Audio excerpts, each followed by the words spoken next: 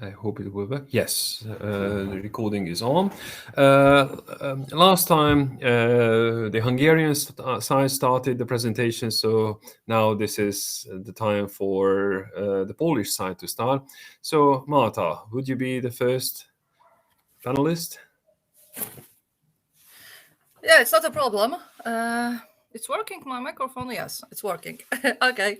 Um, so it's good morning, everybody. So, with the completion of my article of the military conscience clause and the concluding part of my research on the topic, because I have the two parts, one of the military conscience and other one about pharmaceutical clause, conscience clause. I want to present today the result of my research, including the lege ferenda proposals. I also want to briefly talk about the second stage of my research concerning of the pharmaceutical conscience clause. So, what the conclusion I have I drawn in the course of my research about the military conscience clause? Consideration of the military conscience clause should concern the subjective and objective side of the institution. It always depends on the political situation of the state and the structure of its armed service. Taking into account the subjective scope, the person performing military service and his attitude to this civic duty are subject to assessment. However, in a broad sense, the possibility of using the conscience clause by a professional military man must also be taken into account. For example, in Germany last year.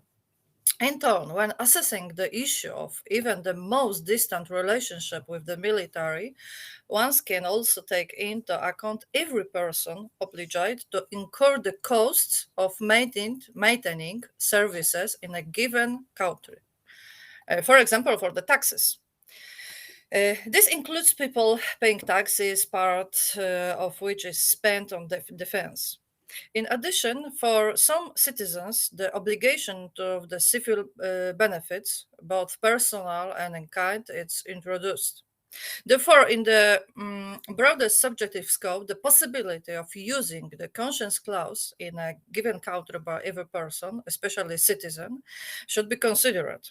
Research of the subject matter is also not without problems, as the catalogue of activities subject to possible refuse in left individually to each country. Pointing the most frequent ones, it is the worth mentioning all actions related to the military acts requiring the use of weapons. However, advanced technologies no longer require you to always hold a weapon in your hands. Although here, in each cases, the use of the weapon and the purpose, for which it was used, should be considered. For example, whether the person in an attack of defender himself. Advanced military methods and techniques increasing use remote system. So one of the next points to evaluate is taking action in such situations. The aforementioned civil benefits for the army are also worth considering, especially since such cases have already been considered by country in Poland. The general obligation to pay taxes and consequently the transfer of contribution to state defense from the budget also often appears in the consideration of doctrine and jurisprudence. And the practical aspect of the possibility of using the military conscience clause are not devoid of the theoretical consideration that concern the very essence and foundation of this institution. It is not earthly obvious to distinguish between the classic concept related to the conscience, for example, freedom of conscience, the right to freedom of conscience, civil disobedience, and the conscience clause. Each of them has a different subjectivity and objective scope. Moreover, different regulation at the national level do not always allow to the adoption of a coherent international concept. It should be noted that the refusal of military service need to be based solely on only religious beliefs, just like conscience, the source of which can be seen in non-religious guarantees. The conscience clause should take into account different behavioral attitudes. For the reason, the legal norms that introduce the conscience clause must be consistent with the original assumption of this idea. Every source of conscience, for example, religious, moral, or ethical beliefs, should be treated equally. Difficulties may arise, however, in the form of the providing the inner sphere on these beliefs. The law allows for various ways of manifesting, but then it should be considered as the implementation of freedom of religion, whether in a positive or negative form. In addition, belief systems have established way of behaving, for example, in religious rituals, and often also in action undertaken by believers in everyday life, such as wearing a distinctive garment or symbols, religious symbols. The law also gives the opportunity to change beliefs.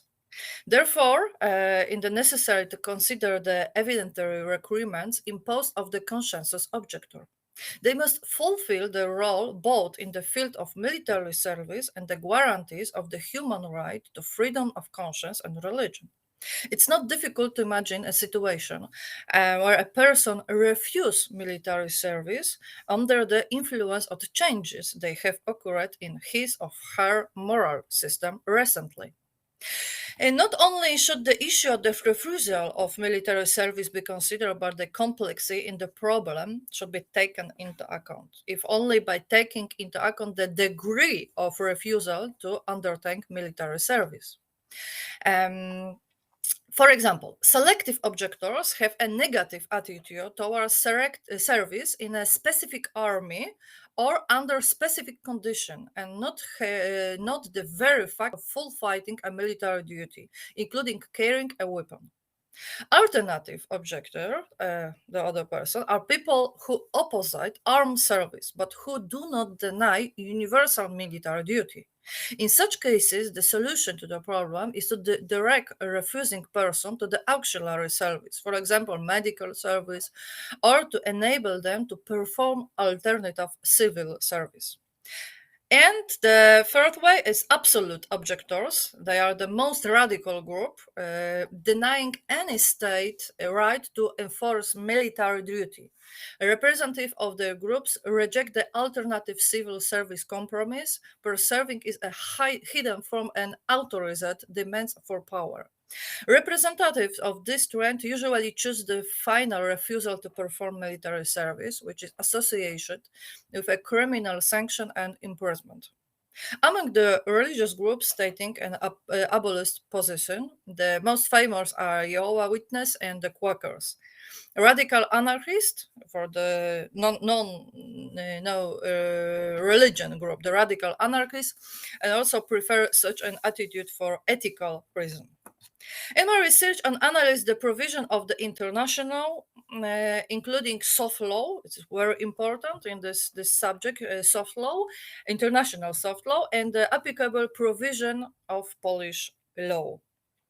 Currently, due the suspension of the universal obligation of military service in Poland, it may seem the scientific research in the field of the military conscience clause take on the significance of historical study.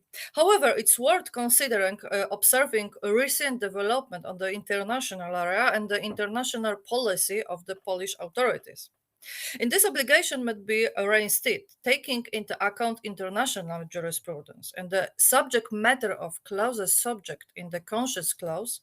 Consideration should also be started in Poland of the issue of conscience's objection to defense service, as well as refusal to pay taxes for defense. Today, the military conscience clause is not only the right to conscience's objection to armed service. The professionalization in the army does not preclude its use by civilians, but also by professional soldiers. It should be emphasized that, according to the jurisprudence of the Tribunal Strasbourg, domestic law that does not include the conscience clause and does not provide for the alternative military service for persons whose beliefs do not allow for active military service violate human rights.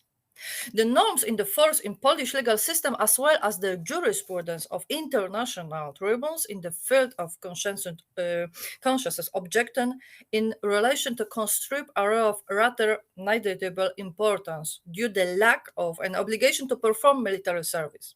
However, a stable political situation cannot be guaranteed. Therefore, along with possible reintroduction of compulsory military service, for example, in Poland, there will be also a need to provide alternative ways of implementation. Taking into account the information, the following to the Lega Ferenta conclusion can be drawn. First, the Lega Ferenta. The abolition of compulsory military service for citizens and the introduction of a professional army cannot constitute a justification for not introducing provisions of the military conscience clause. The second, applicable regulation should take into account the changing international jurisprudence and soft law. Third, the practical assessment of invoking the military conscience clause must always be resolved with respect for the principle of proportionality.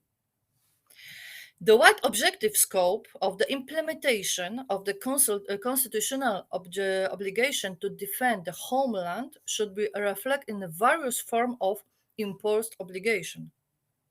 The military personnel should be trained in the scope of applicable provisions on the conscience clause. Any practical action regarding the military conscience clause should be taken into account to discrete matter of the individual's freedom of conscience and not violate the right. Conflict over specific matters should take into account the type of conscientious objection and the motivation of the person invoking it, but not discriminate against a person on the basis of beliefs. It was the last one. And what do I do now? The 4 last months. My second topic considers the pharmaceutical clause.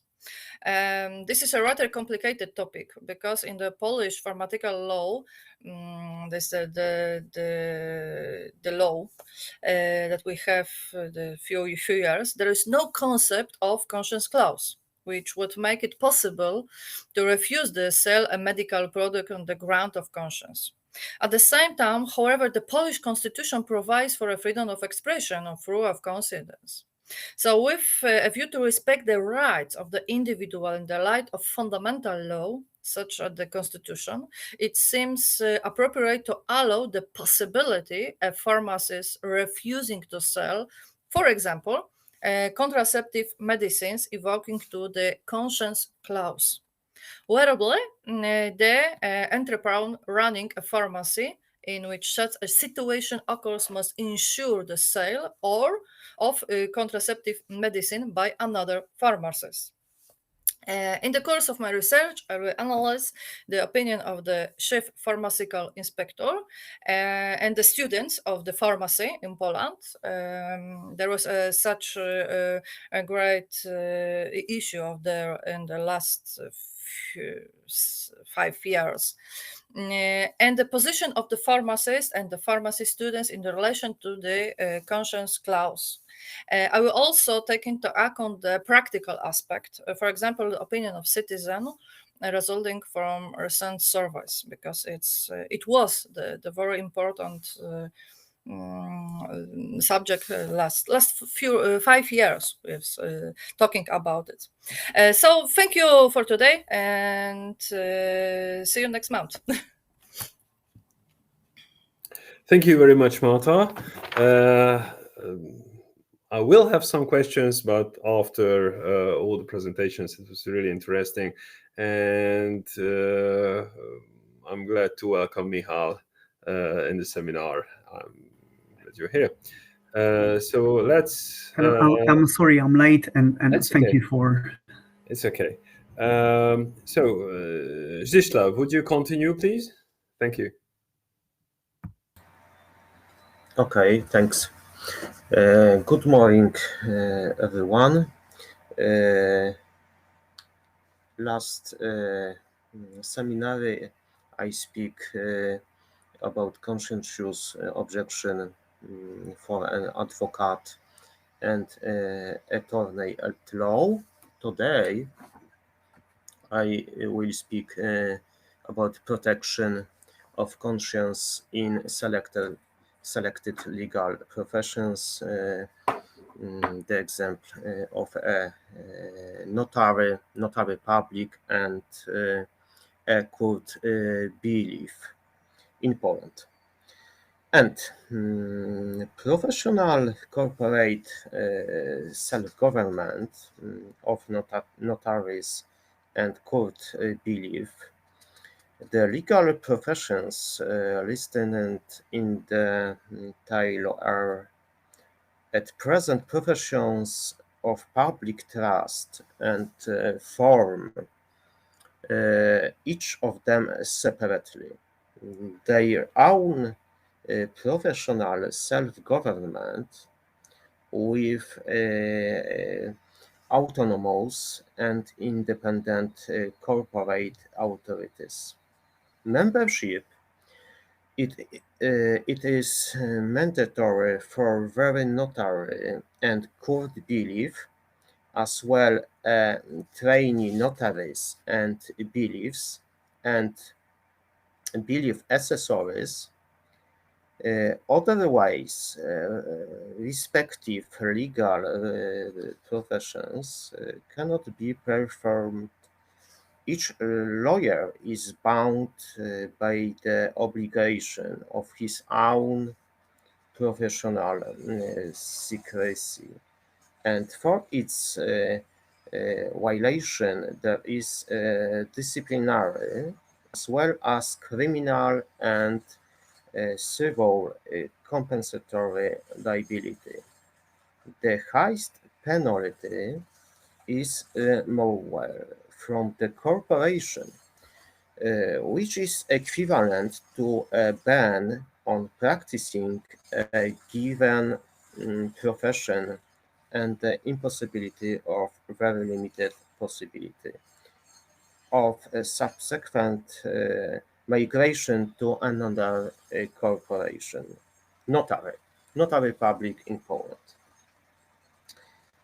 Public notaries are members of a profession of public trust and enjoy the protection of the law like state officials. They practice their profession in private notary offices, most frequently as a single person and less frequently in a team with other notaries. The scope of activity of notary includes, among other things, drafting of notarial deeds, deeds of succession, certification, certificates, protest of bills, of exchange and checks, drawing up protocols, preparing extracts, copies and extracts of documents, expectance of money for safekeeping securities, documents, etc. In Poland, now 2022, 23, there are approximately 4,000 notaries, of whom 64% are women, who run approximately 3,100 notary offices. Historically, in pre-partition Poland, the profession of public notary, as it is understood today, did not exist. There were only ecclesiastical notaries, canonical from 1284, and in the monarch's cancellery, as well as some private ones. The profession of public notary appeared on Polish lands after 1808 with the introduction of the French Napoleonic Code in the Duchy of Warsaw.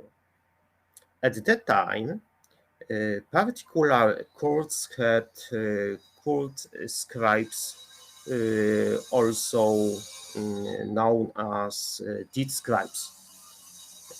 There was a distinct profession of public notary is in which of the three partitions in the 19th century, and it continued in independent Poland from 1980 until the profession was unified in 1933. From 1951 to 1991, notary public was a nationalized profession of public trust. Between 1989 and 1991, the profession was privatized. Today, notaries are titled with the historical title of regent. Court bailiff.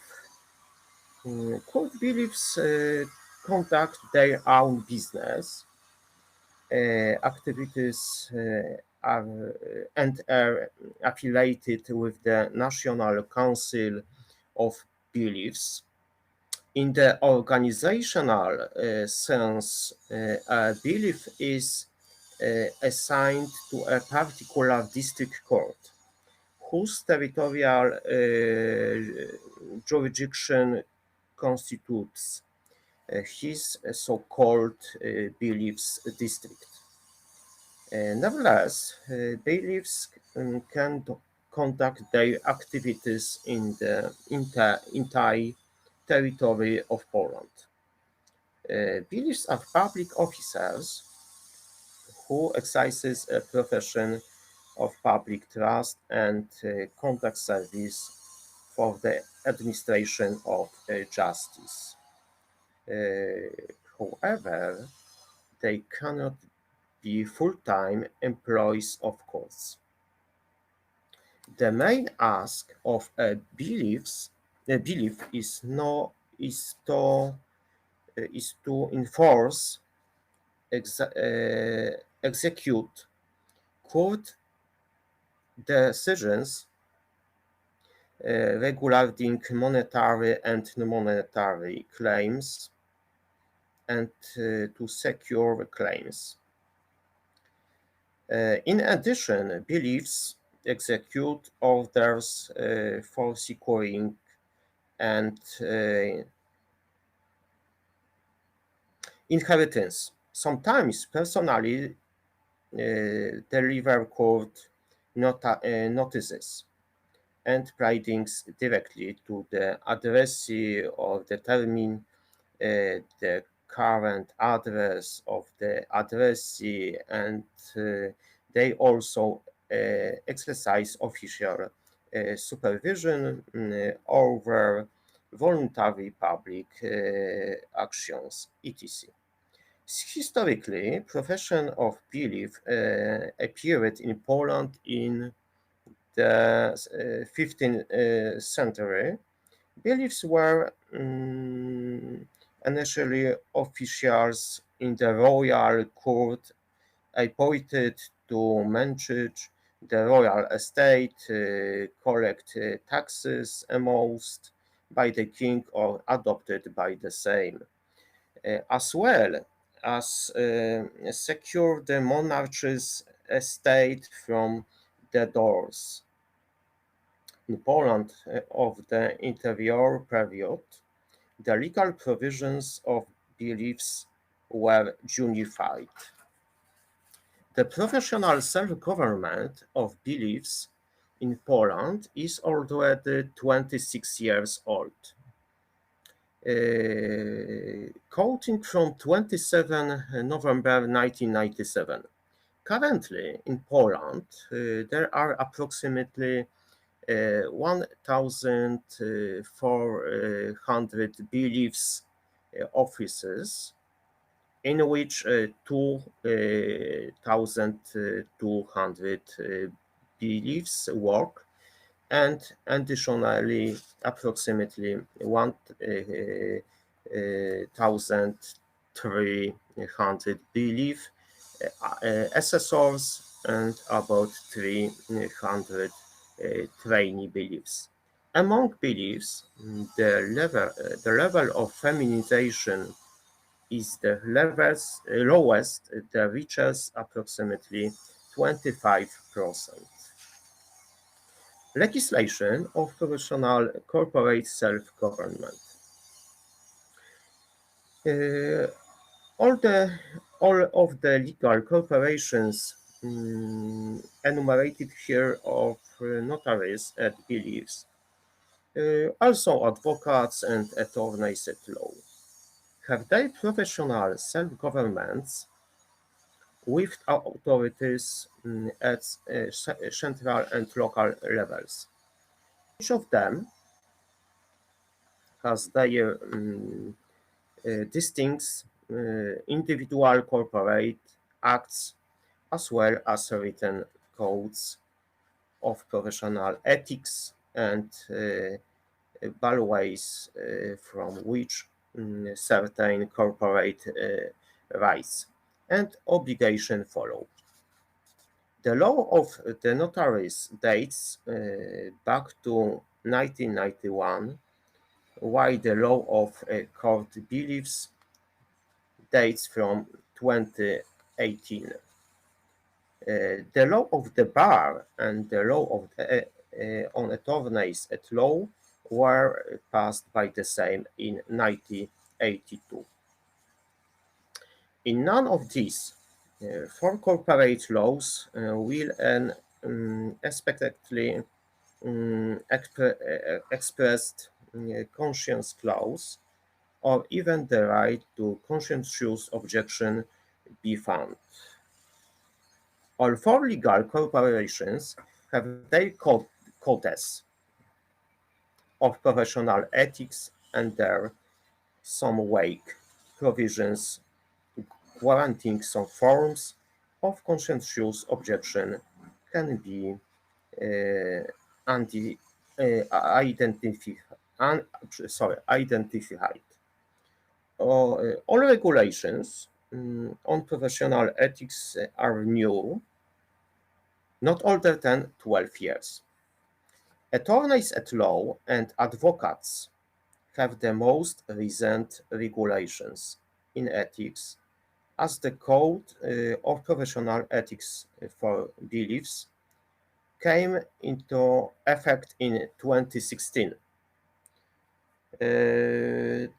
Whereas the Code of Professional Ethics for Notaries is dated 5 March.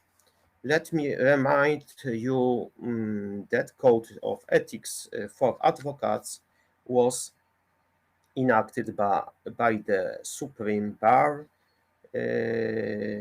Council on 2022, and the Code of Ethics for Attorneys at Law was amended on 2023.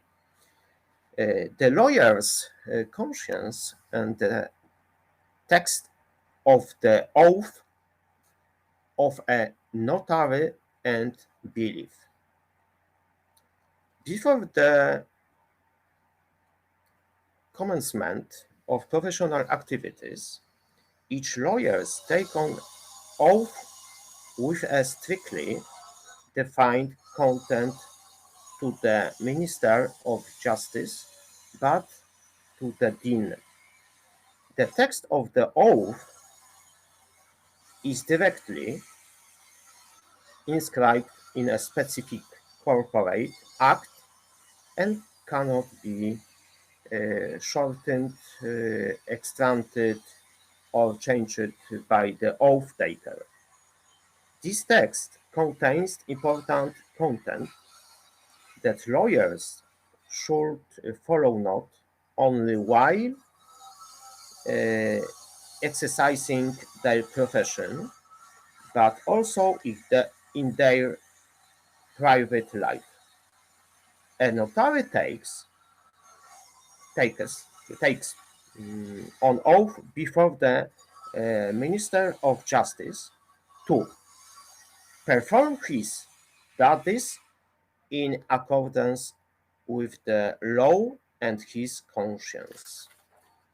A court belief and belief assessor before the competent president of the Court of Appeals was to perform his duties in accordance with the law and his conscience.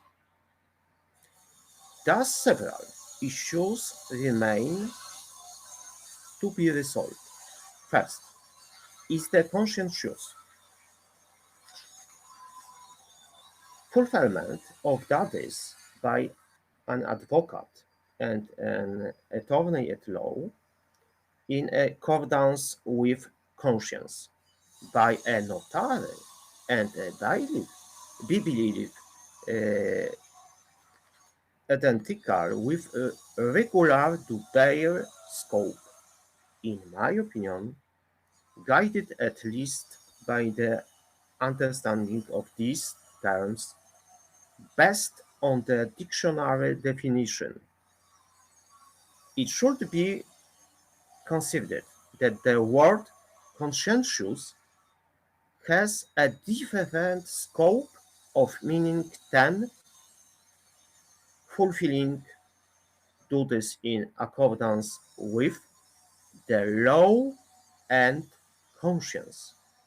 The first word, conscientiously, puts more emphasis on accuracy, faithfulness in the performance of duties, which do not always have to be consistent with the religious or ethical views on the lawyer, but such as the legal norm, e.g. secular, and the practice of its application, interpretation, want, which means that they can be interpreted separately from the sphere of ethical and religious experiences.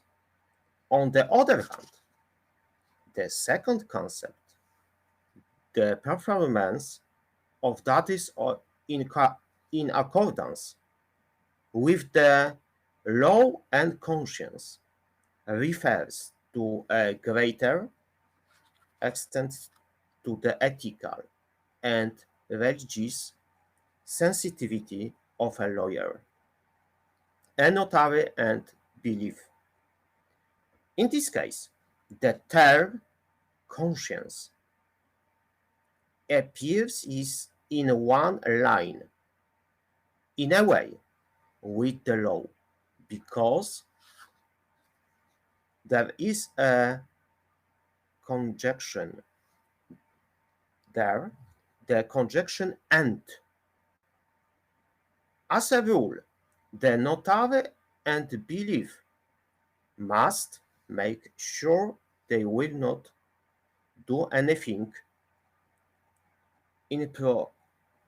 project in their professional life that would harm this conscience of theirs, be contrary to it, or seriously burden this conscience, even if it were consistent with the law and conscientious execution of this law.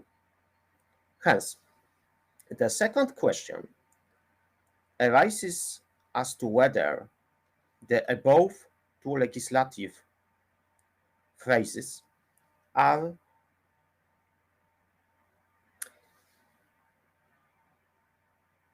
sufficient legal guarantees to enable an advocate and attorney at law to legally invoke conscientious objection, or else whether these two phrases can act as a kind of conscience clause.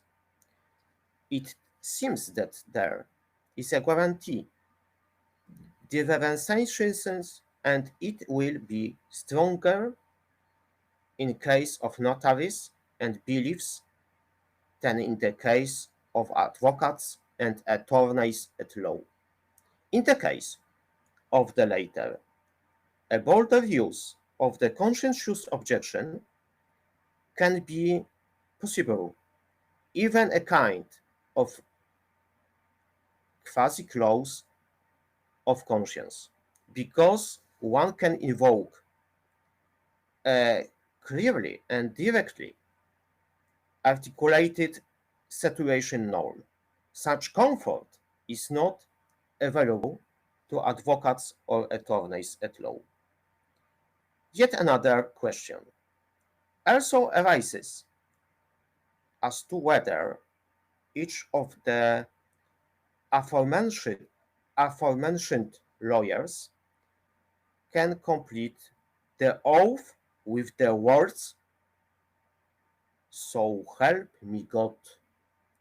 And is there a possibility of invoking conscientious objection derived from the content of the oath taken in this way? Why bailiffs have the possibility of such an oath since 19. Directly guaranteed in their law. Other corporations do not have it, with the exception of Justice Science 2001 and Prosecutors Science 2001. It should be mentioned that such rights in Poland are directly guaranteed to deputies and senators and the President of the Republic of Poland. It seems that in the practice of advocates, attorneys at law, and notaries, case of such oaths with the addition at the end of the words, "So help me God," are unlikely to occur. The codes of professional ethics as a source of conscientious objection of lawyers. National Codes of Professional Ethics for Lawyers. In the Code of Ethics for Notaries, we also have a number of provisions which may serve as a guarantee. The notary is obliged to observe basic moral principles, to ensure compliances with the principles of professional ethics, and to perform professional activities in accordance with the law to the best of his will and knowledge, and with the due diligence. The code does not mention conscientiousness but diligence. The notary is obliged to refuse to carry out the activity in the event of a conflict between the parties or an obvious clash of their interests, as well as notarial activity that is against the law. Moreover, a notary should, with his attitude and actions, afford the good reputation of the profession and take care of the solemnity, honor, and dignity of the profession. The notary is obliged to ensure that the principles of ethics are also observed by other members of his professional environment and by his employees.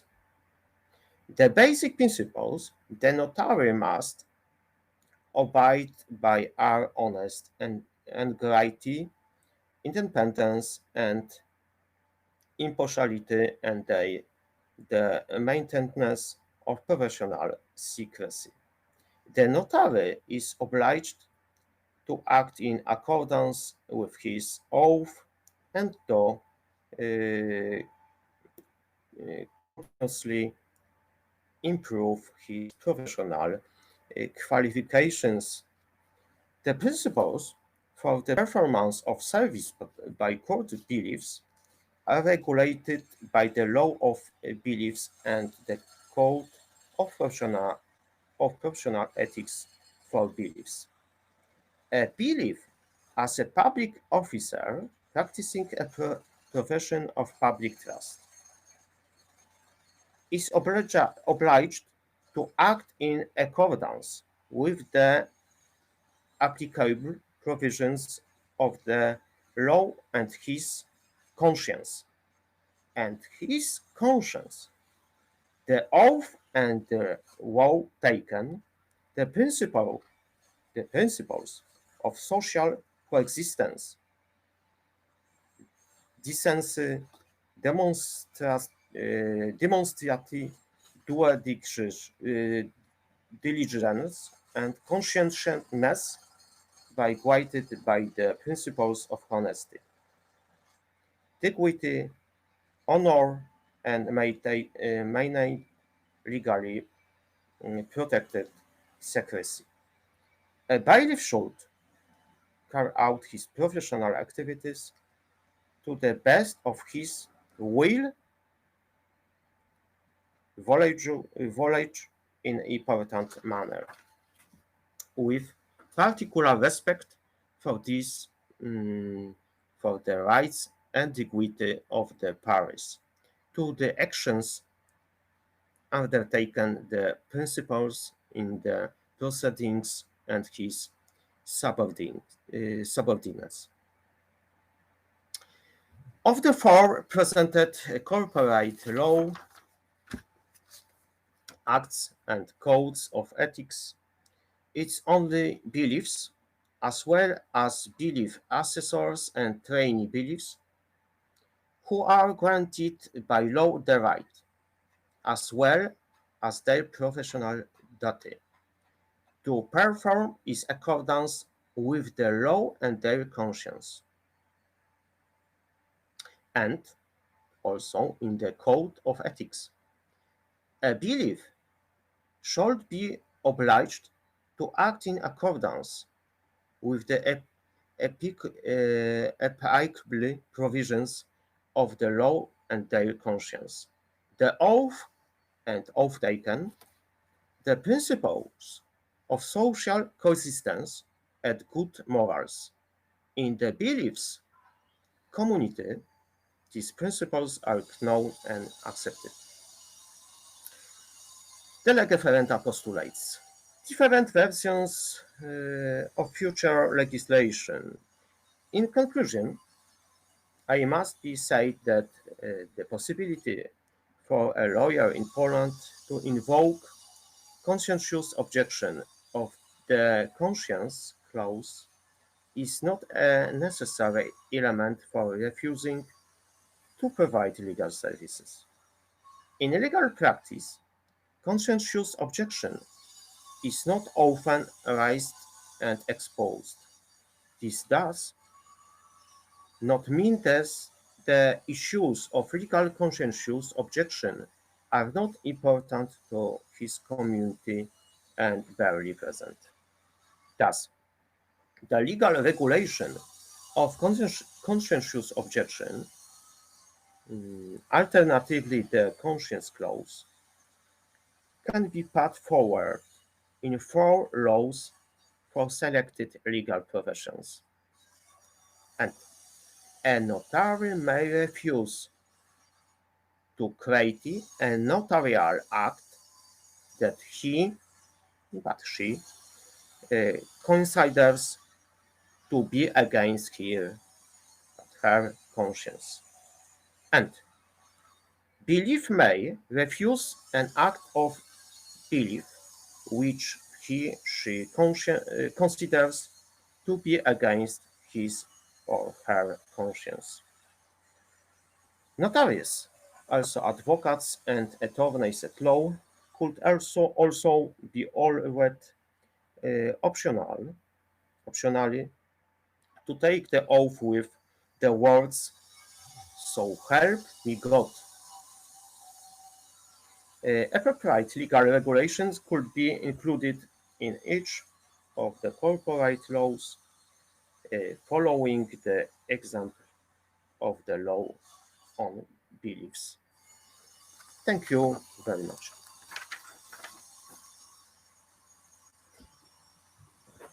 Thank you, Zdzisław, for the detailed analysis. And let's continue with Michal. Michal, please. Hello, welcome everyone. And once again, I'm sorry I'm late. Do we have this space to show the presentation? That's all right. So just give me 1 second.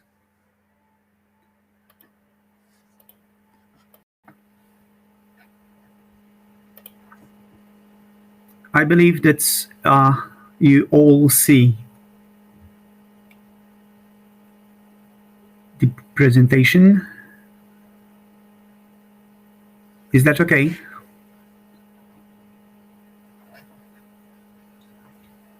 Dobrze, tak. Okay. Of course, this is a draft, still a draft, even if I sent it the chapter right.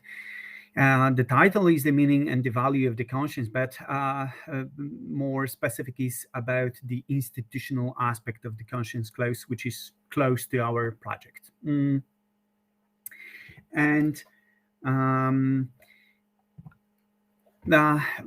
Just a very brief introduction.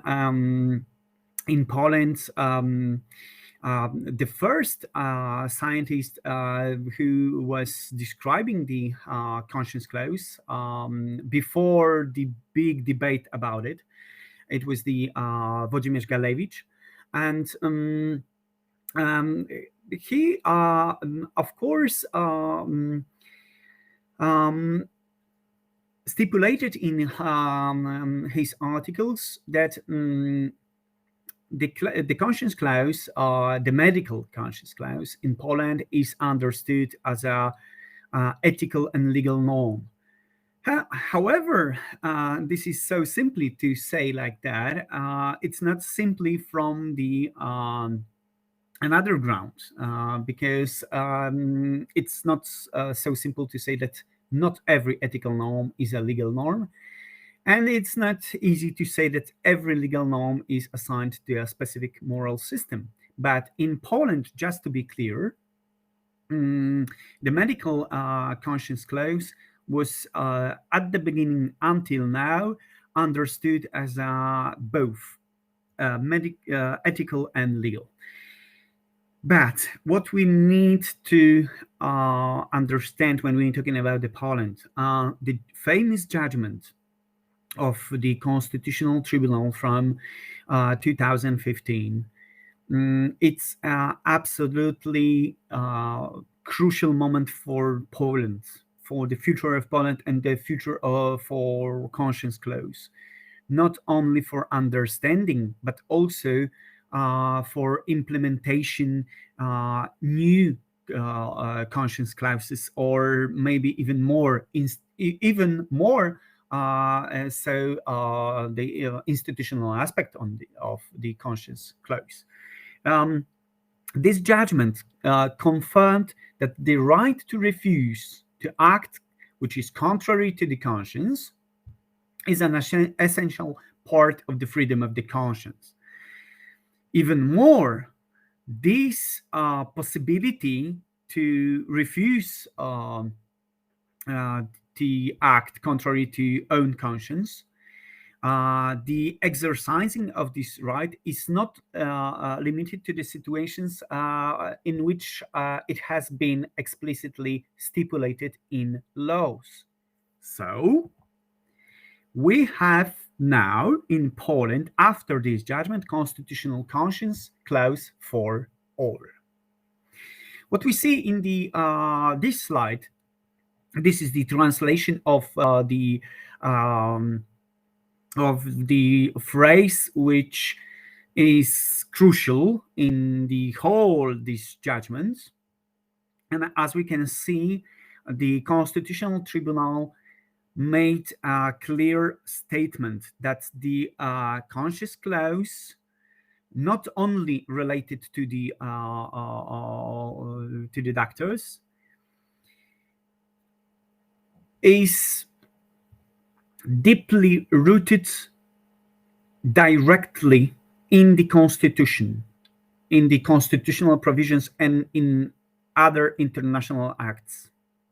So this is, of course, a huge thing, because before this judgment, the discussion was about, oh, right, we have the right to the conscience clause, right to refuse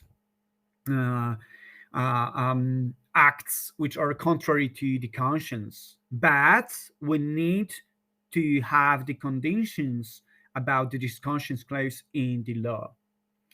And this debate was clear, and everyone was agree with it.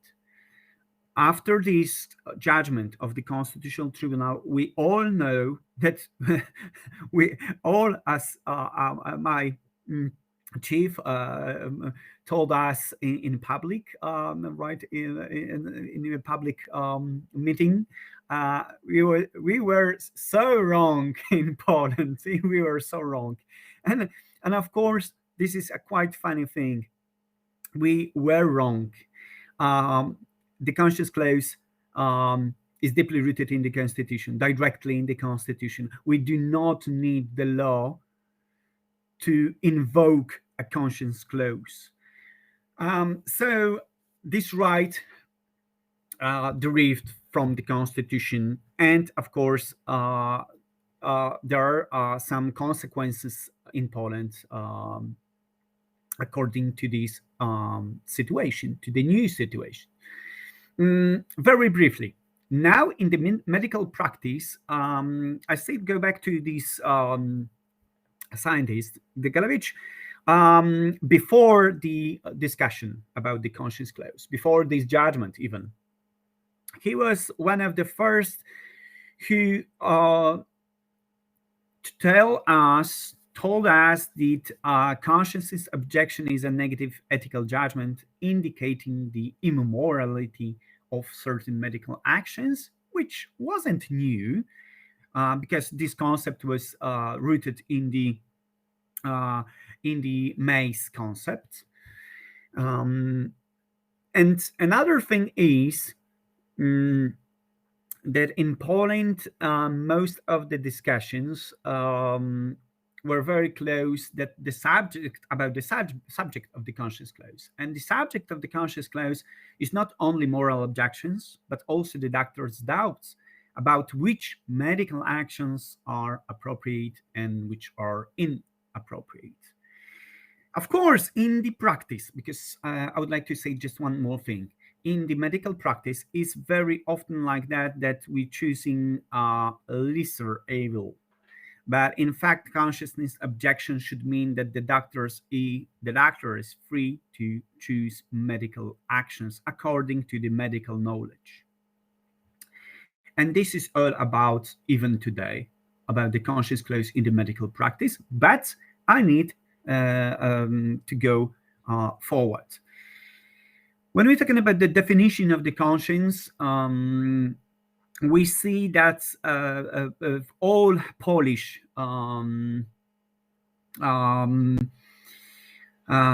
doctors, lawyers, legal scholars, and other people,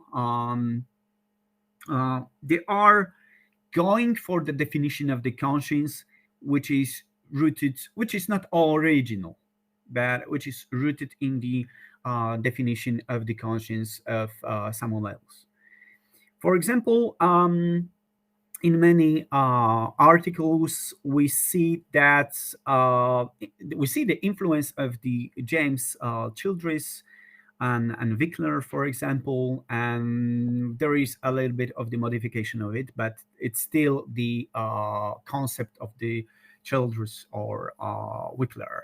So James Childress argues that the conscience is a kind of self-consciousness on the part of a person, the subject of which is his or her own conduct and value of worthlessness attached to it, judged in the light of the standards considered fundamental by the person.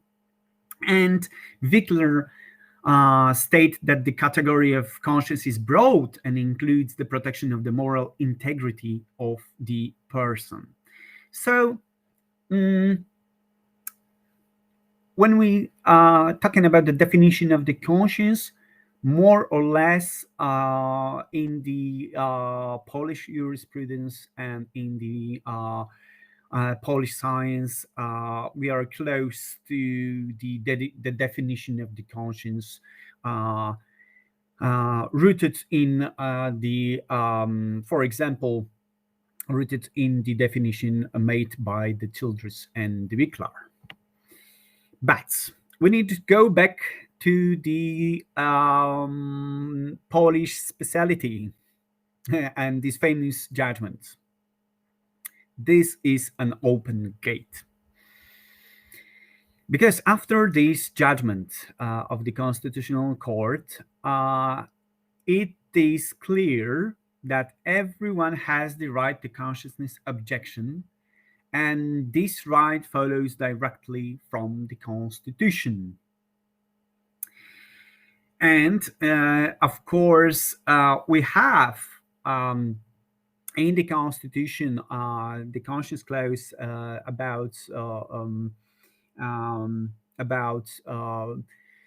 refusing to be a member, to fight in the army, and so on.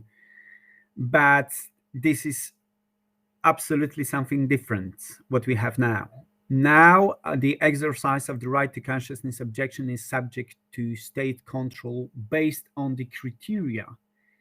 From the one hand, based in the Article 53, Section 5, which is related to the freedom of religion.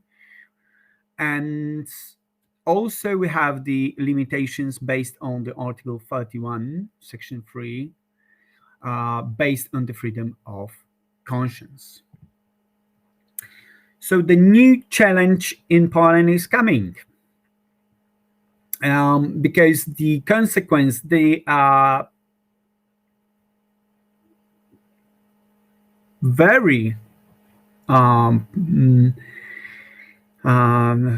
we are now in a very new situation, because the consequence of the judgment is that the right to consciousness objection is granted not only to the doctors, but also to other representatives of professional groups.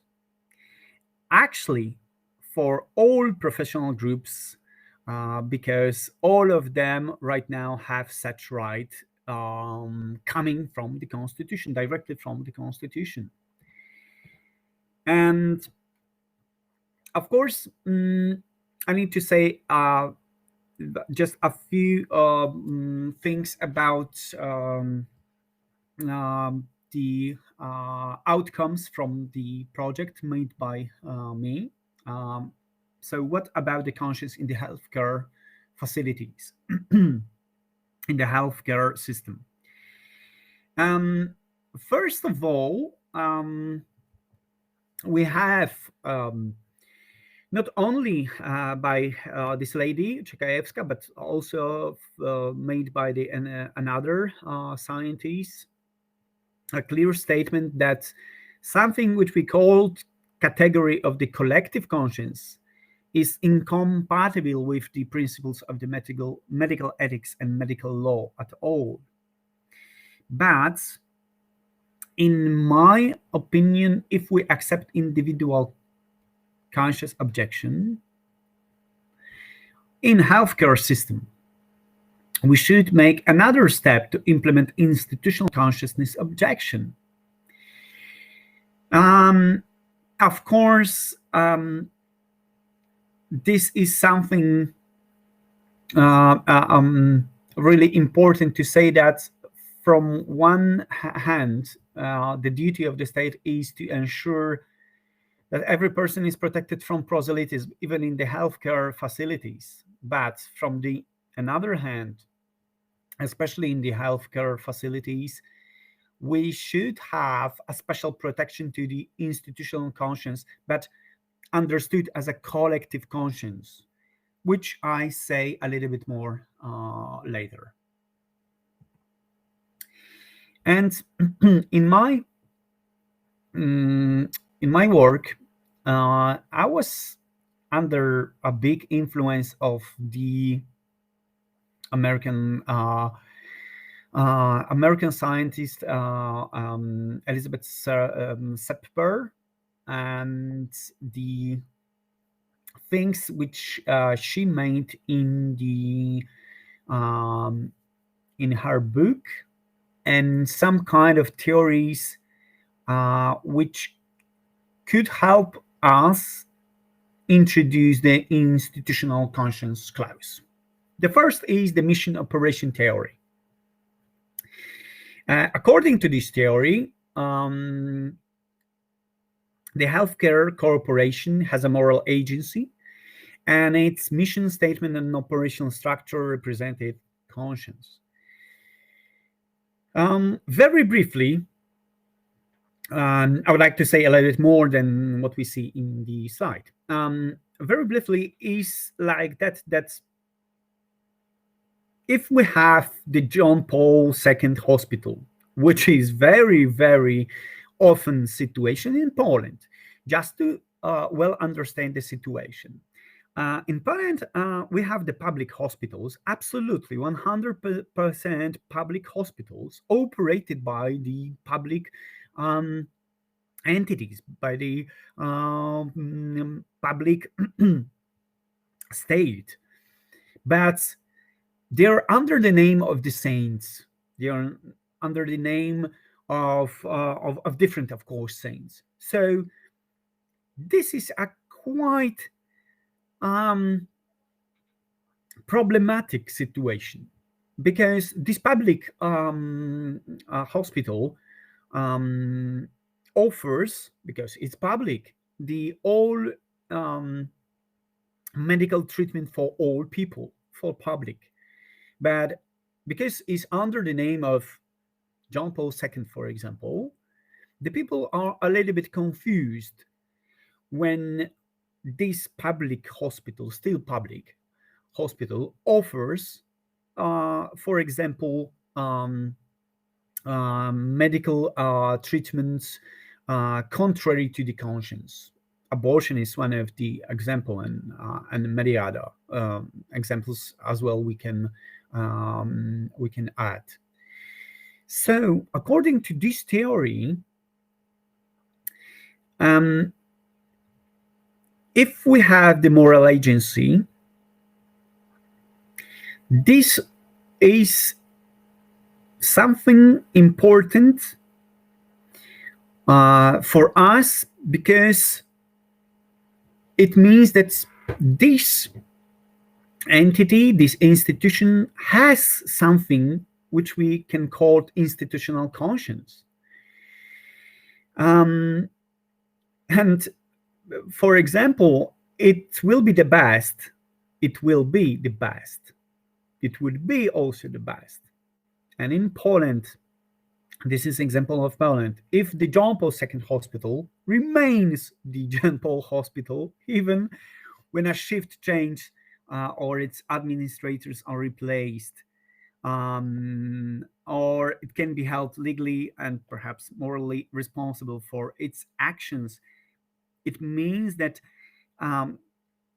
the expectation of the people is, if we have the public hospital under the name of the saint, we should expect something more, something which we can call institutional conscience. If the public hospital under the name of the saint is offering us the all actions, all medical treatment, even if some of them are contrary to the conscience, we are a little bit confused.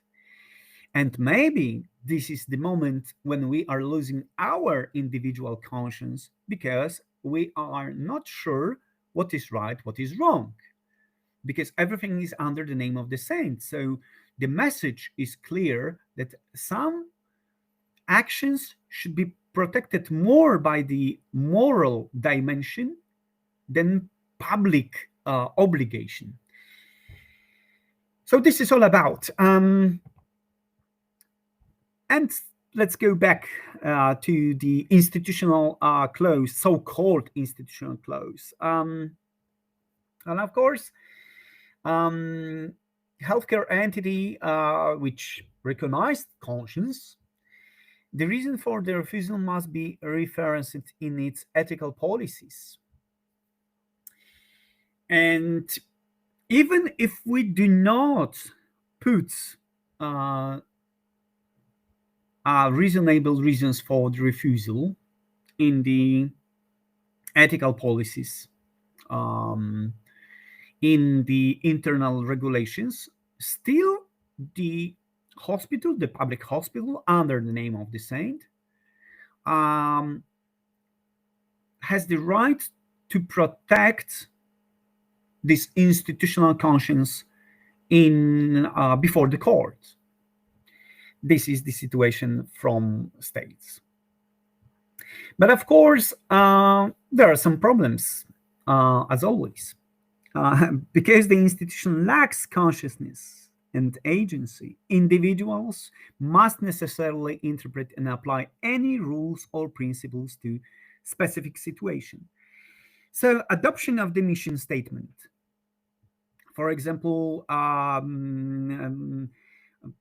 also the strategic planning, budgeting takes place through the action of individuals.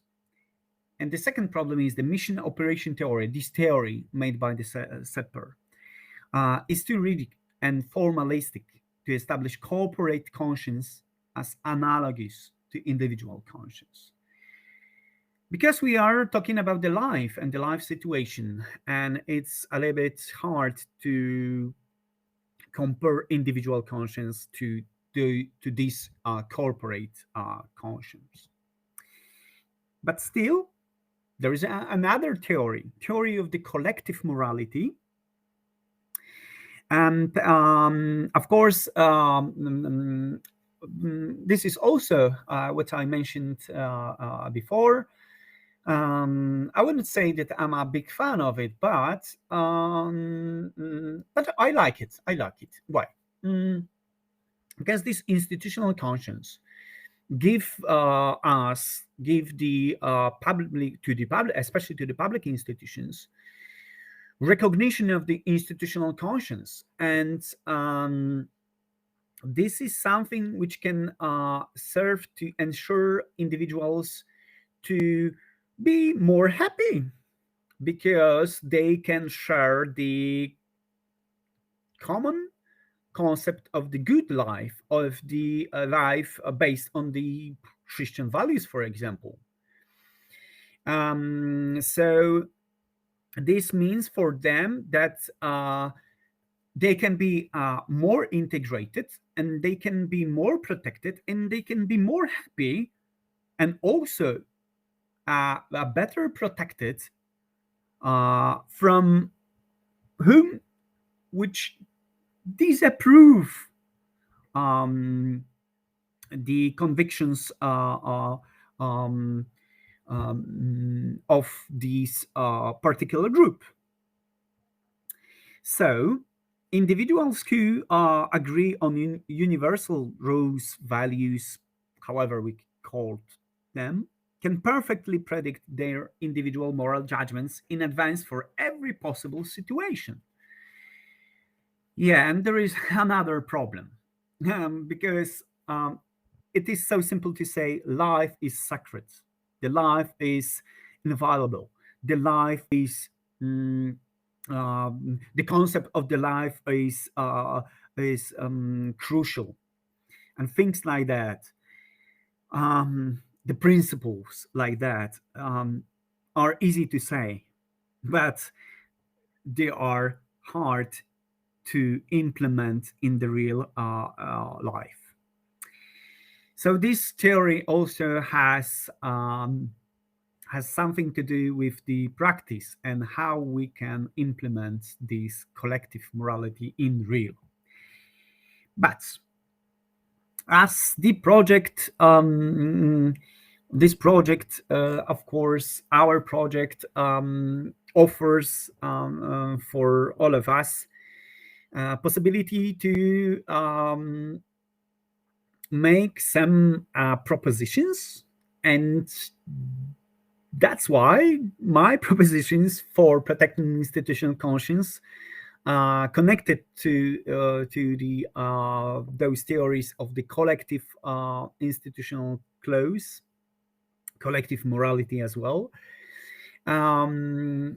suggests that we in Poland can make it. Yeah, we can make it if we are able, and of course, apart from problems, we can make it.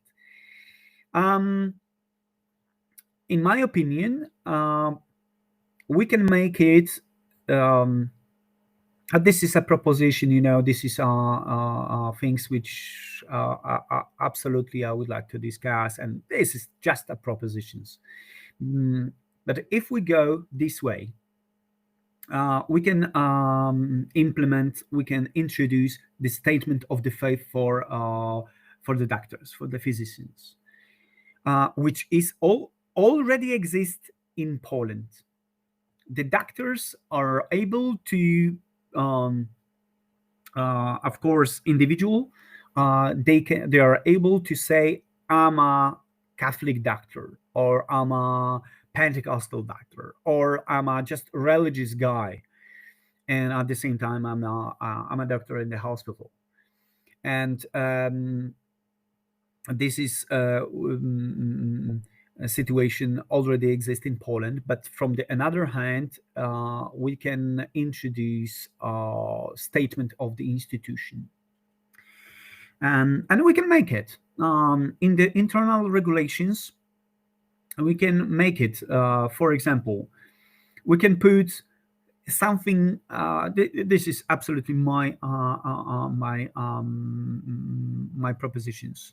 We can put into internal regulations things like that: saving and preserving human life in the spirit of the Christian values, attention to the preserving the moral integrity of the employees. The hospital's ethics are based on all human values, including Christian values. The dignity of each person allows the hospital to refuse anti-humanistic actions. Medical knowledge cannot be the basis for the actions that violate the dignity of the human person. I know that maybe it's kind of idealistic approach, but maybe this is the first step to introduce something which we called institutional conscience. From the other hand, as I mentioned before, the individuals maybe would be more happy to practice in the public hospital under the name of the saint, which offer them collective morality. And also how we can protect these expectation. In my opinion, also, if we put into the internal regulations, into the internal policies, provisions like that, I think we can make a better protection of the individual conscience and institutional conscience. Individual conscience in the light of the institutional conscience. For example, we can put the statements, the provisions like that. The hospital recognized the special position of the humanistic values, including Christian values. The hospital accepts the Christian system of the values. The dignity of the human person is the basis of the hospital's actions. Legal norms opposed to the dignity of the human person do not apply in the professional conduct. A violation of the dignity of the human person is a violation of the hospital ethics. The hospital respects the individual conscience of its employees. Conflicts are resolved in the light of individual conscience of its employees. Those are just and only propositions. But sorry for interrupting, Michal. Can you jump to the conclusions, because time is passing by very quickly? All right. And run out of time. Sorry. Yeah, and all right. So, the conclusions are that even if we introduce institutional conscience clause, which is possible in Poland, there are a lot of conflict zones.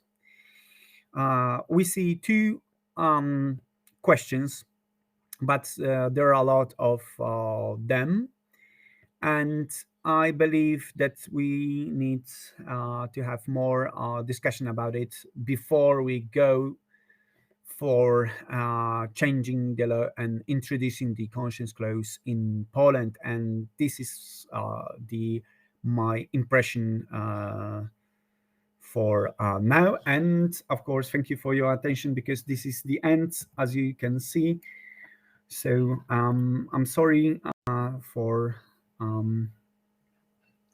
No, it was really interesting, and I have several questions, but there are 3 more presentations. Plus, it would be good to have some discussion, and I think that we should finish some 11:30 or something like that. So, may I ask Adam, Balázs, and myself, of course, to limit our presentations to 20 minutes maximum. Is that okay? Okay, Adam, the floor is yours. Thank you very much. Good morning, dear colleagues. Today it's my birthday, so being with you is part of the feast for today, and it's that's the reason behind the fact that I have to leave at 11, because my mother invited me for a lunch. So last time I talked about public administration in general. Now I'm narrowing the focus to public servants, and within that, teachers. Today I will look at the freedom of conscience of teachers to see what are the international nodes and areas of particular interest, and what legal conflicts and methods of resolution are present in the case law and in the literature. And I'm going to speak about the Hungarian situation next time. My first observation is that the nature of the current conflicts of conscience cannot be inferred from legal cases alone, because some of them do not reach a legal type of resolution.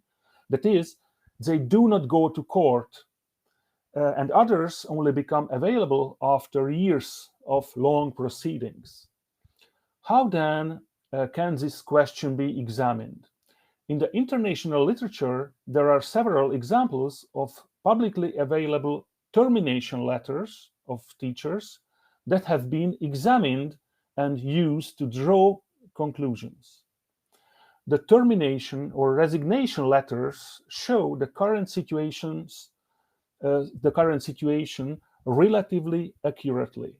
And this is why the next time when I'm going to talk about the situation in Hungary, I would like to come up with a short survey. I plan to ask at about 15 up to 20 teachers, what are the most acute professional human conscience problems they face in Hungary today? So document analysis and interviewing must be part of my inquiry, or should be my part of my research to some extent at least. What does conscience mean in teaching? What does it mean teaching with conscience? According to the results of contemporary pedagogy, social justice is something that lies in the heart of education in a democracy, with an education toward a more vital, more muscular democratic state.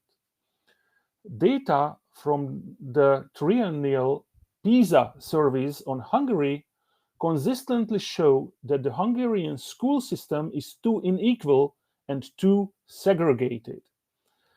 The 2016 and the 2019 PISA data show that among the 35 OECD countries, family background is one of the strongest determinants of student outcomes in Hungary. It means that most schools are unable to compensate the differences brought from home here in Hungary. Some failures of integrated development are evidenced in the educational community, or within the educational community, and within the scientific literature as well. In Hungary, the phenomenon of discrimination against Roma pupils is still very visible, and this fact is a vital part of a quite negative institutional conscience. My study of the international literature has also revealed a fundamental contradiction. Today, in Western style or Western type education of teachers, the perception and presentation of diversity is seen as one of the most important goals. The centrality of the attitude towards diversity has become a central element of education in Western societies. And this can intensify the tension between the respective official state ideology, religion, and personal beliefs, also in the case of the teachers. In the West, it's dominant: the further east you go, the less. The further east we go, the less relevant the individual approach to teacher training and education becomes. Within current teacher trainings in Western countries, the main point and goal is the development of conscientious and conscious through critical questioning, as the way teacher candidates become aware of diversity and develop a desire to contest injustices. And it leads to the most important question of our societies: how should we manage moral and religious diversity in our free societies? This approach has also brought with it that teachers maintain a critical distance from their own convictions and values, respect the students' freedom of conscience and religion to avoid any indoctrination, and play the role of a cultural mediator. This new requirement has not gone over without question. A teacher's conscience is concerned with the moral choice of doing something and not doing something, and the value judgment of right and wrong in educational activities. Teacher's conscience is the manifestation of the unity of the explicitness of selfless altruistic behavior and the internalization of professional moral obligations. It is embodied in the comprehensive ability of intuition and rational judgment, reflection, and evaluation.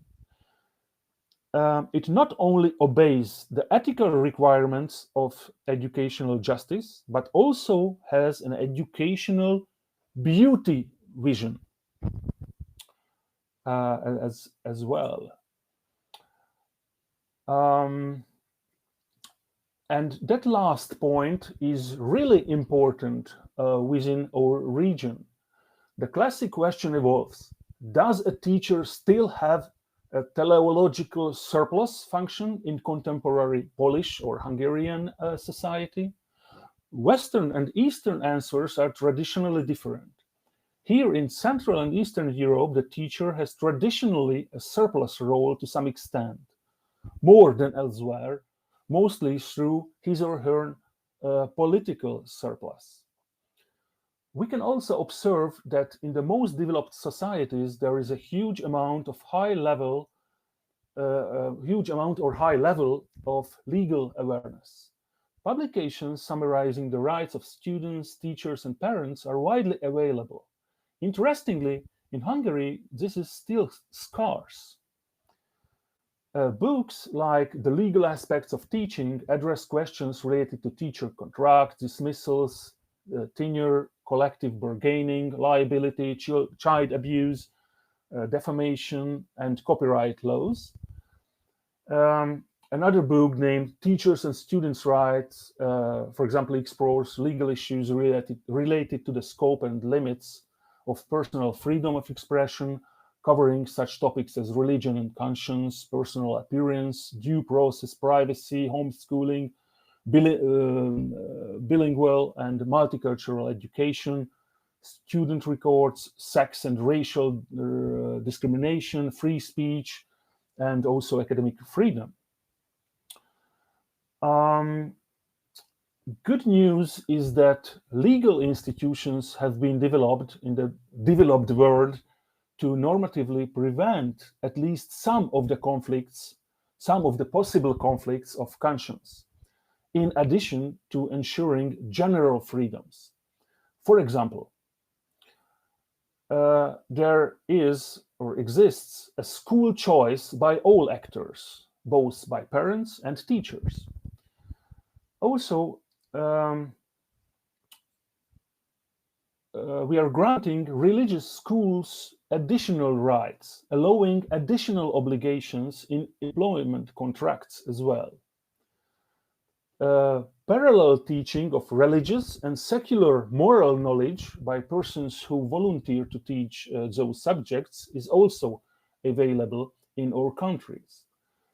More or less freedom as regards the content of the material taught, and freedom in the methods used is also visible.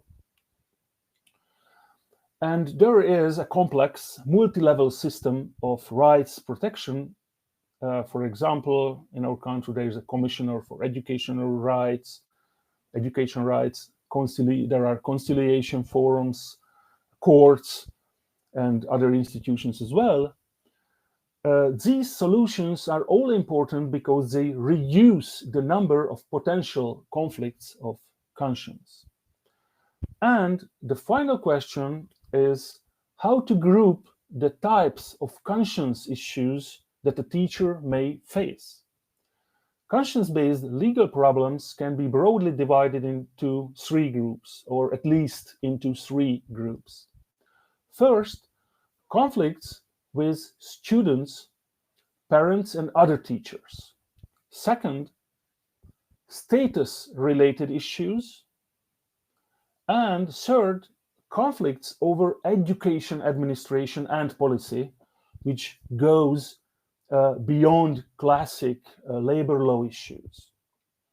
It's also clear that in Western countries, issues such as the religious dress of teachers, the wearing of religious symbols on clothing, or their placement in classrooms are also coming into sharp focus. Here, here in Hungary, these are not yet issues of substance. Thank you very much for your attention. Thank you very much for the interesting and brief presentation. I think as a birthday present, we let you go, Adam. So enjoy the lunch, and I'm really jealous of you of having a good lunch with family. So Balázs asked me to have his presentation after me. So now it must be my turn. I try to share some slides with you. Just a second.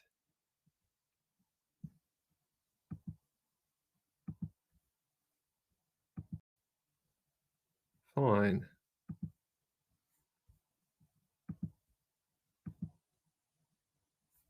Hopefully now you see my slides. So first of all, I need to explain why I chose this topic of vaccination and how it relates to conscience.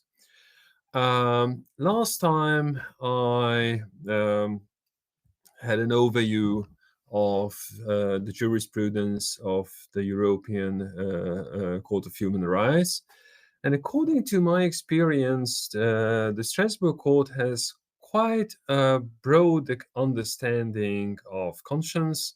It may cover philosophical views like pacifism, pro and counter arguments of abortion, same-sex marriage. It may cover religious views and so on.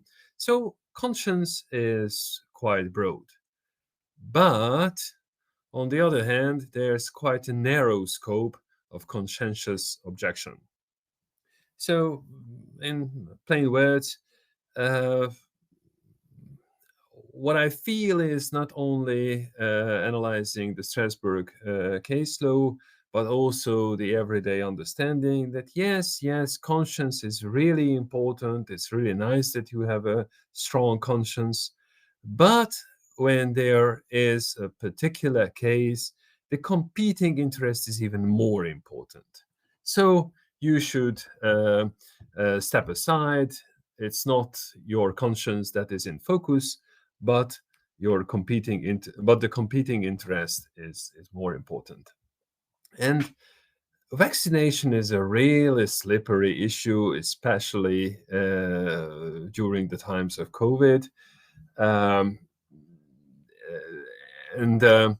It was really tempting to step aside conscience issues because now we are in the middle of the pandemic. We were in the middle of the pandemic. So let's not deal with conscience. And I chose this topic because I pretend to be an academic who balances between different interests. And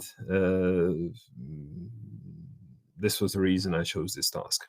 Vaccination was not just a medical issue. Of course, it was a medical issue because to evaluate the risks and benefits was a clear medical issue, but it went way further than medical science.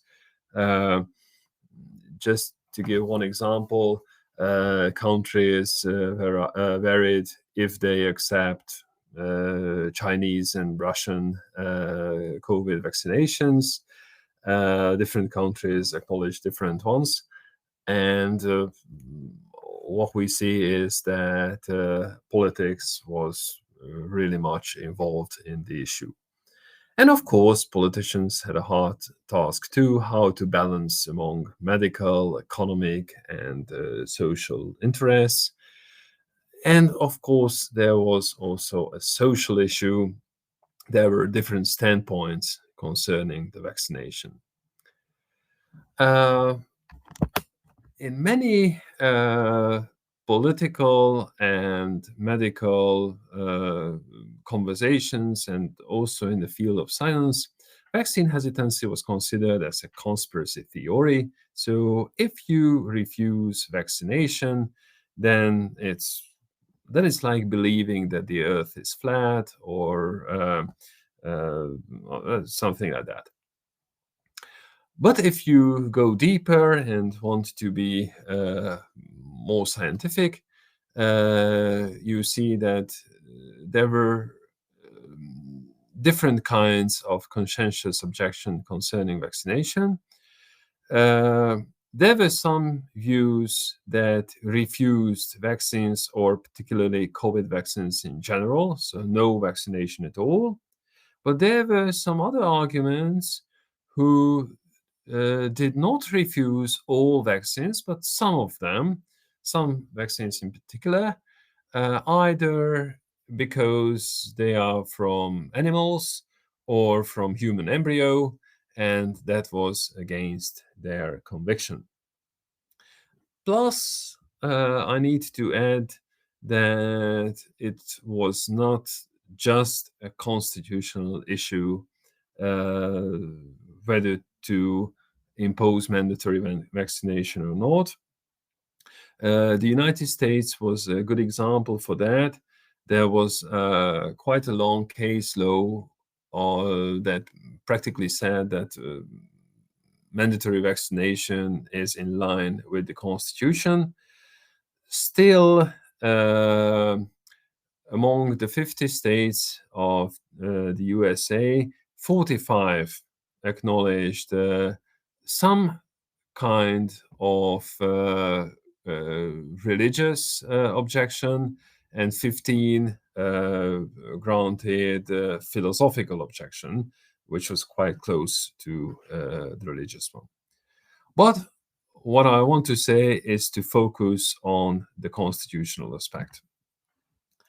Well before the COVID issue started, we had a decision from 2007, which now I realize that it is quite in parallel of the Polish Constitutional Tribunal's decision of 2015.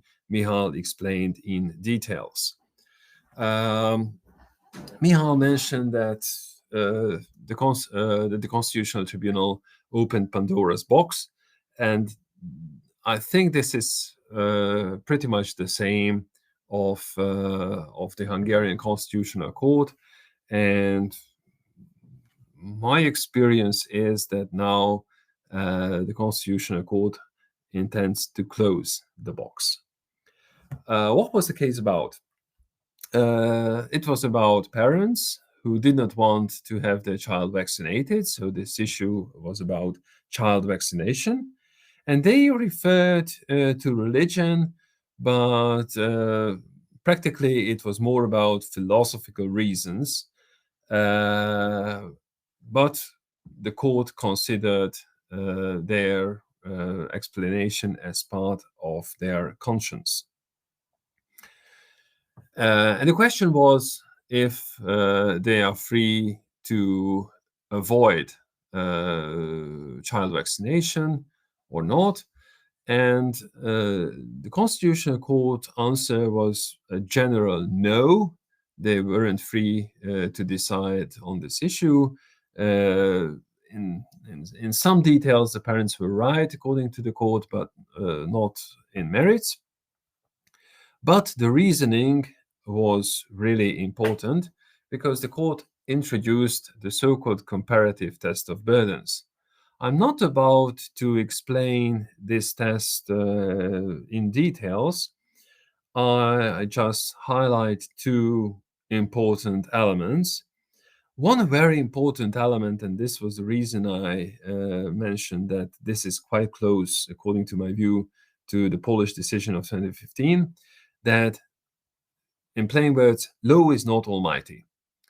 It is not the case that whatever the law is, you need to obey irrespective of your personal conscience. So in this sense, the decision is very a pro-conscience decision.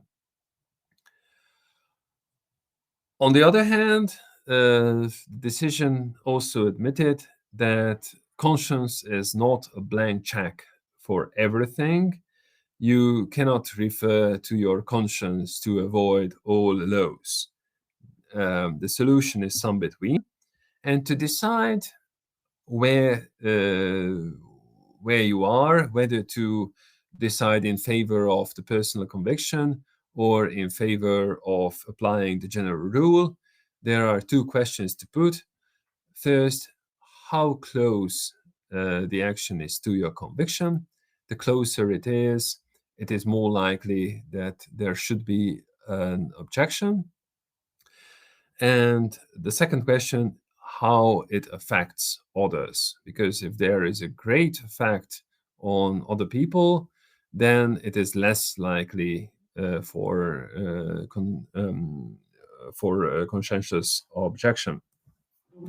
And using this test, the court decided that mandatory child vaccination is in line with the article of the Constitution on freedom of religion and conscience. But it also declared that the state should allow alternative rules of conduct within reasonable limits, and it wasn't described what reasonable means in this sense. So what we have, according to this decision in Hungary, is quite close what the Polish Constitutional Tribunal has, that there is a possibility for conscientious objection directly from the Constitution. But I need to add that this test was used once only later on, in 2009. And after that, there came a new constitution from 2012. And there was a case, this comparative test of burdens could have been used, but it wasn't. In practice, the outcome of the decision was quite the same.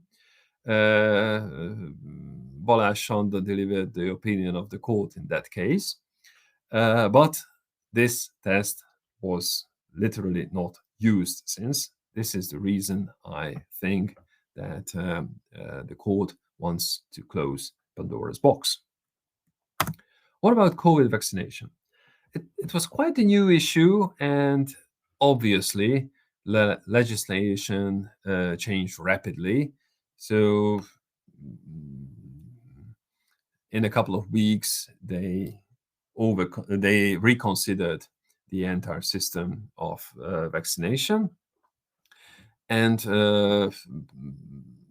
as a result, the legislation was not really coherent. So I'm not about to blame the legislator, because it was it's a really new issue.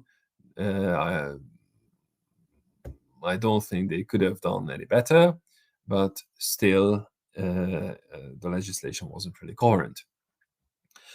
I read decisions from 4 different countries on vaccination. It was Germany, Italy, Austria, and Hungary. And I dealt with the Hungarian case law in general. I need to say that the German and the Italian regulation was quite close to the Hungarian one, in the sense that there wasn't a general mandatory vaccination for everyone.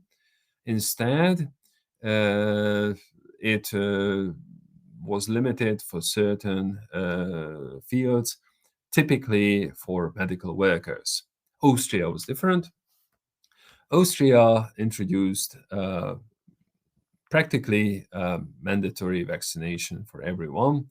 There were quite severe fines if someone wasn't vaccinated, if they weren't exemptions according to the law. All courts decided that the legislation was okay in general. So these courts did not object the vaccination, the COVID vaccination. And interestingly, they did not lay strong emphasis on conscience. They mostly dealt with self-determination. It proved to be a stronger argument than conscience. But if we compare the child vaccination and the COVID vaccination using the 2007 decision as a standing point, there are several factors on which we can differentiate the two. One is social relevance, and this is really important. This is, at first glance, this is not a constitutional issue, but it is, because there aren't too many people who don't want their child to be vaccinated. There's always some, but it's not a general issue. On the contrary, in all countries, including Hungary, it became a real social issue. A great part of the countries, and I don't know exact numbers, but some 15-20% of the population who willingly avoid vaccination. It's another issue if the vaccination was mandatory or not. Child vaccination was, and COVID vaccination in general, no, in Hungary, but in certain fields it was, in medical fields, and in some other fields the employer could say that some jobs are linked to vaccination. So you cannot work in that particular job if you're not vaccinated. It's more a constitutional issue that in the case of child vaccination, you cannot speak of self-determination because children themselves cannot decide. On the contrary, at COVID vaccination, we were speaking of adult people. So it's a self-determination issue. But in both cases, conscience has great relevance. But at the case of children, it's the conscience of the parents. While in COVID vaccination, it's a personal conviction. As I mentioned, that the previous decision found it important if there is an effect on others. We don't really know. We would say that avoiding child vaccination has little relevance on little effect on others because most of the children are vaccinated. But at the COVID case, because of the social relevance, there is a greater effect on others if people are not vaccinated. And there was one other question: if the law provides alternative behavior, the case of child vaccination, in certain cases, yes. So you can replace the vaccine you don't like with others.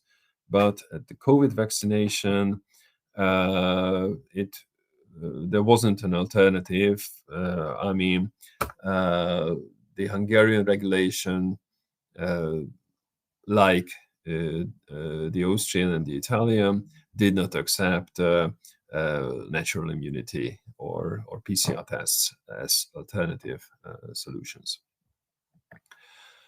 And finally, what are the conclusions? It is quite obvious to say it's a fragment that freedom of conscience must be considered in all cases, even in slippery issues, and even if individual beliefs differ. I agree with the Constitutional Court that mandatory COVID vaccination is constitutionally acceptable, but I may add that you should but it is acceptable under certain criteria. And the most important is that vaccination is not the target, is not the purpose, but the target. The purpose is to limit the pandemic and to avoid further diseases and death. But vaccination is a tool to reach the target, but it cannot be. Vaccination is a tool to reach the purpose, but not the purpose itself. And convincing is always better than mandating, but this is much more a social standpoint. As for the summary of my paper, and which is quite close to the Lega Ferenda suggestions, the general question is quite close to what Michal said, that should we have conscientious objection deduced directly from the Constitution? And you may answer either yes or no, but you have different outcomes. If you say yes, then you need to trust the judiciary to decide if the particular case, the individual conscience or the general rule prevails. If you say no, you can say that you cannot deduce conscientious objection directly from the Constitution. This is, I think, quite close to the Strasbourg Court case law, but then the legislator needs to sum up the cases in which they need to provide objection. And all in all, conscience has a price. If you rely on your conscience, it may have a price, but the institutional aspect of conscience is that the price must be rational. States cannot impose an irrational price to have your conscience prevail. Thank you for your attention.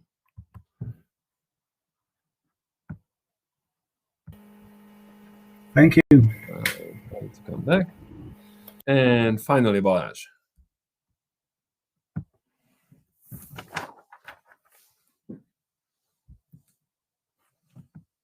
You're mute. Wait a minute.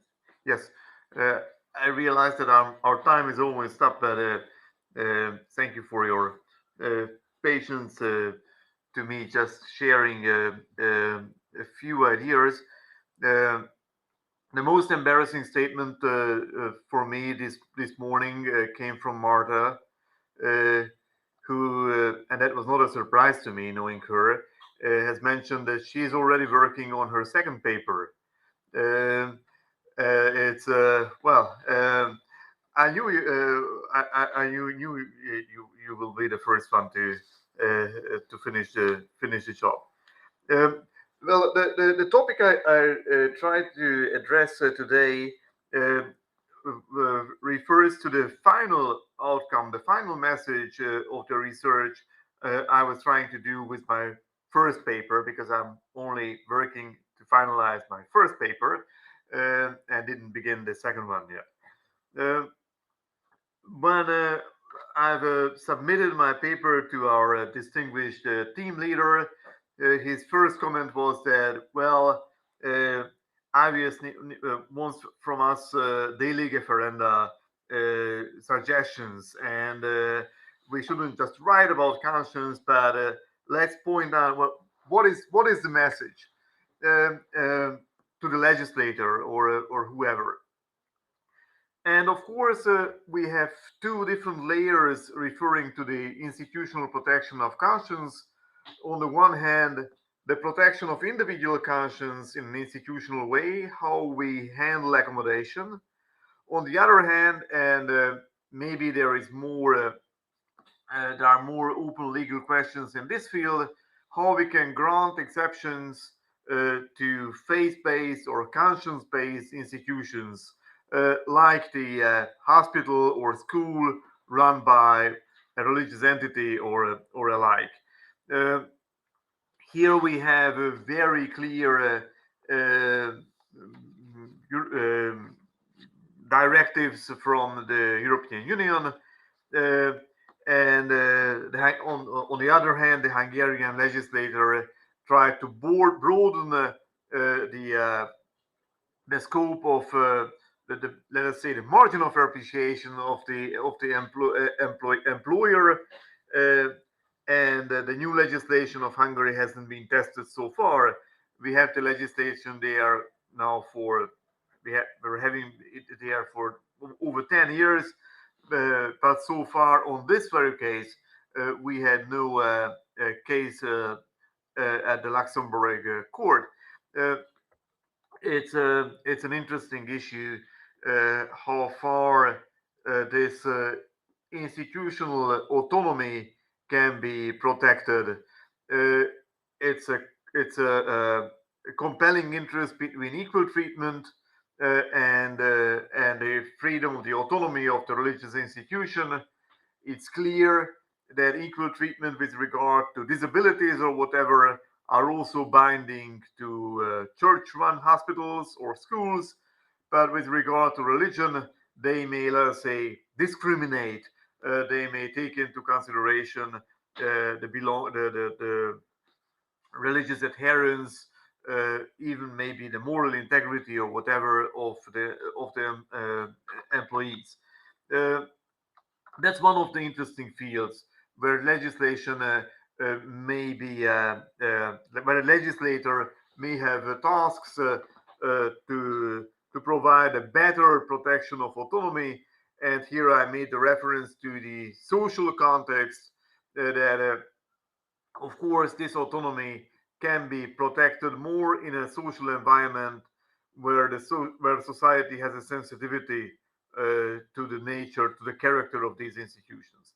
But the other layer, the layer, for example, Laurent has addressed today, is much more referring to the protection of the individual, and here the easiest possible de lege ferenda suggestion could be not to do anything. It's enough to have the freedom of conscience protected by the Constitution, and case law will handle the issue. It's impossible to provide for a 100% protection because new cases arise, new and new compelling interests may arise. Each and every individual may have a different conscience, and well, we will never end up with a full-scale legislation.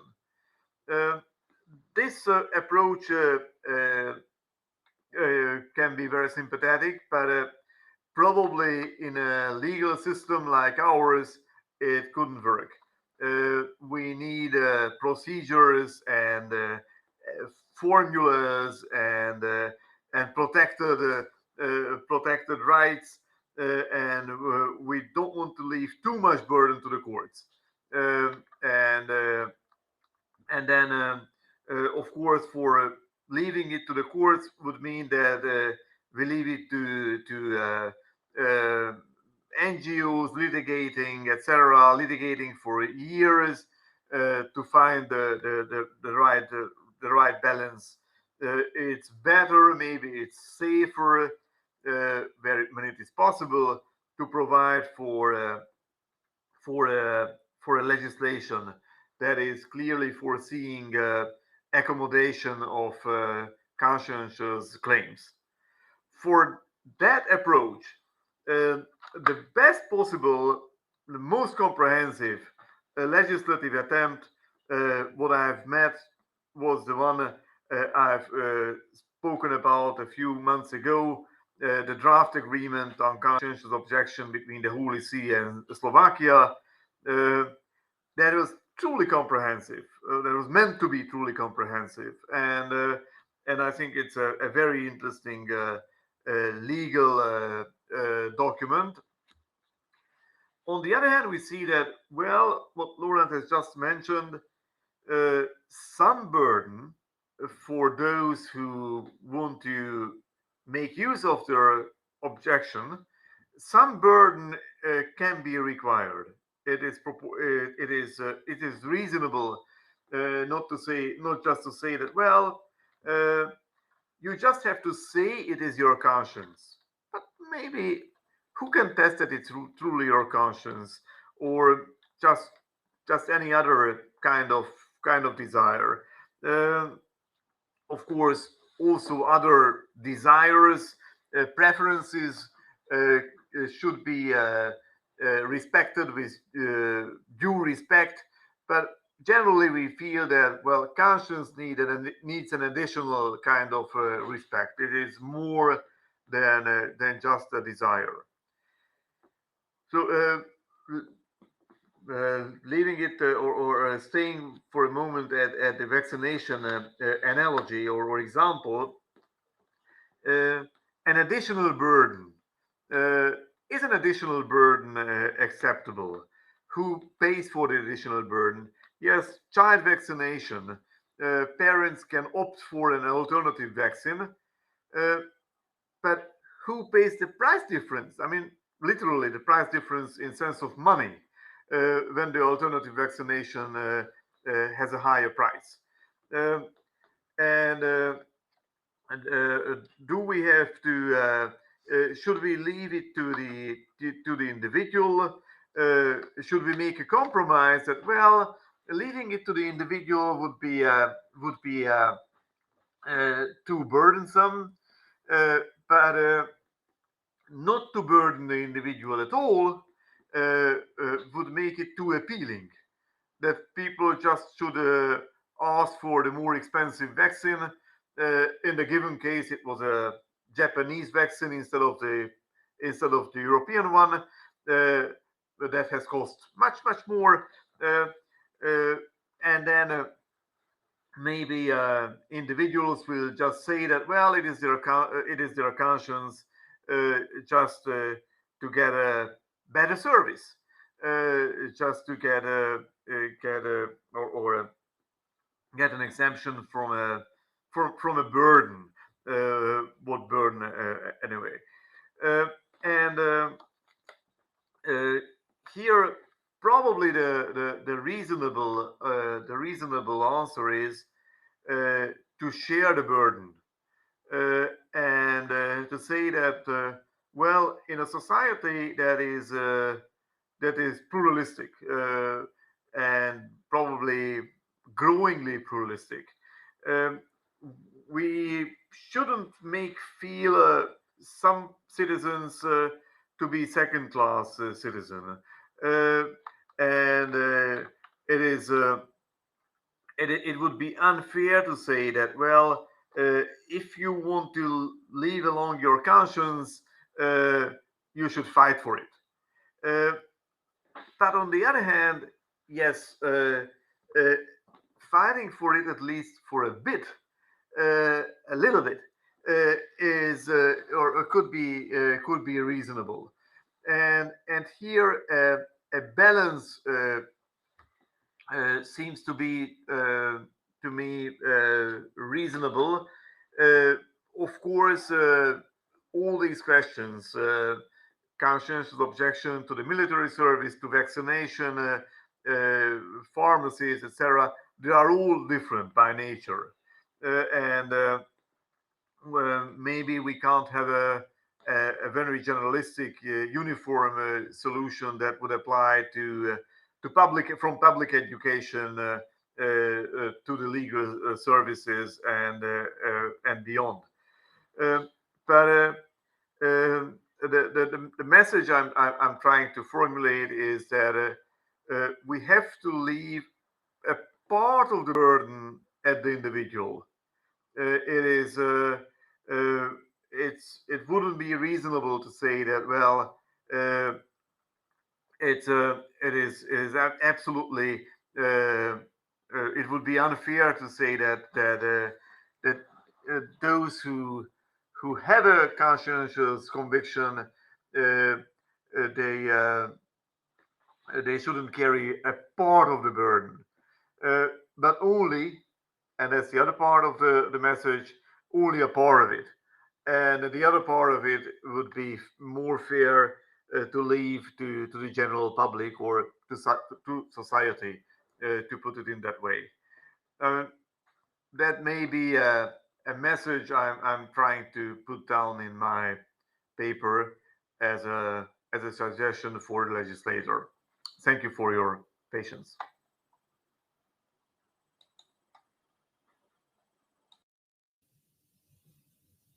Thank you very much, Balázs.